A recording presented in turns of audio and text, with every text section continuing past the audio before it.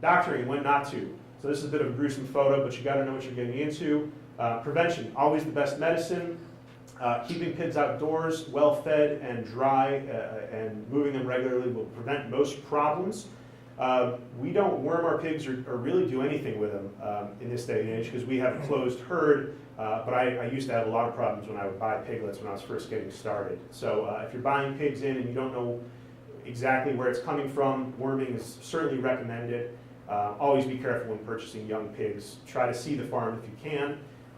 Antibiotics, you seldom need them under the proper conditions. I keep a bottle of penicillin on hand, but I almost never use it.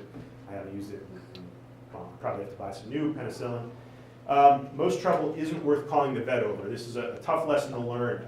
Far easier to slaughter a pig and to fill your own freezer than to waste money on a vet call. The exception being a pig that you can take to the vet if it's still small enough, if it happens to injure itself and it needs stitches, certainly go ahead. But vets in this day and age, better to just let it go. The most common injuries that we have on our farm are leg sprains because we do keep them out in sort of a rocky, wooded area, but those usually heal. And the biggest thing that I come across, usually once, sometimes twice a year, we'll have a rectal prolapse, which is what happened to this pig in the picture. If you see up top, and that, neither I nor the vet knows exactly what causes it from time to time, but basically what happens is some of the intestinal lining is extruded, and really the only thing you can do in an occasion like that is to put the pig down because that's liable to get inflamed, infected, it's painful, and it's virtually unfixable because they're just so difficult. They can't be, trying to use anesthesia with pigs is very difficult. So you can't really put them under, they're very difficult to restrain, they're very destructive and rough and tumble, so stitches tend to pop. So unless it's a young pig, you're better just putting it down, sad to say. And finally, a note, anyone who's raising pigs should be ready and prepared. Either you or someone on your farm should be ready to euthanize one should you need to. I mean, you know, that's a thing that can come up.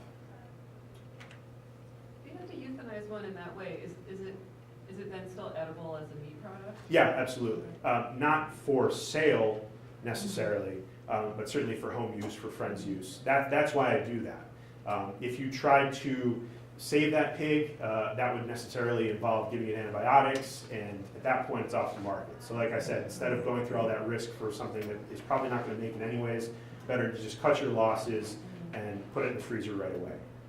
And new stock, how do you worm it?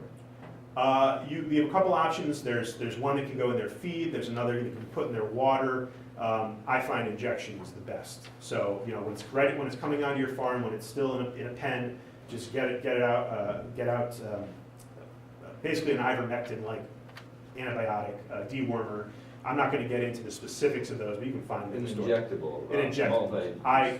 Yeah, absolutely. I 100% go with the injectable. I don't trust something that's go in their water or their food. I just give them a shot and we let them go on their way. Very easy to inject them too. They have a lot of big muscles. Killing, I don't need to get into this too much because we're running out of time, but this is just the specifics. Anyone, like I said, you should be ready to have to do this to a pig on your farm. And if you're raising animals, you've got to know what you're getting into. Slaughter, this is more important. USDA stamp is required if you intend to either sell the pork by the cut or sell it to a restaurant. You don't necessarily need a USDA stamp if you're selling by the half or the quarter or the whole pig.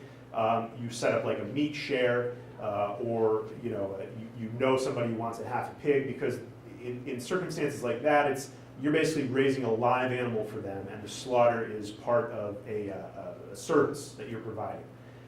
That being said, when it comes to pigs, unlike cattle or sheep or something else, I find that it always pays to go to a facility that is set up to handle them, because the most difficult part of a slaughter for pigs would be the scalding and scraping process to get the hair off.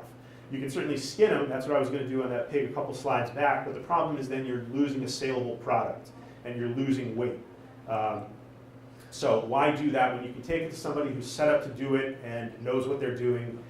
It's a little worse for the pig. Certainly if I were a pig, and I think it's always better if an animal can die on its home grounds.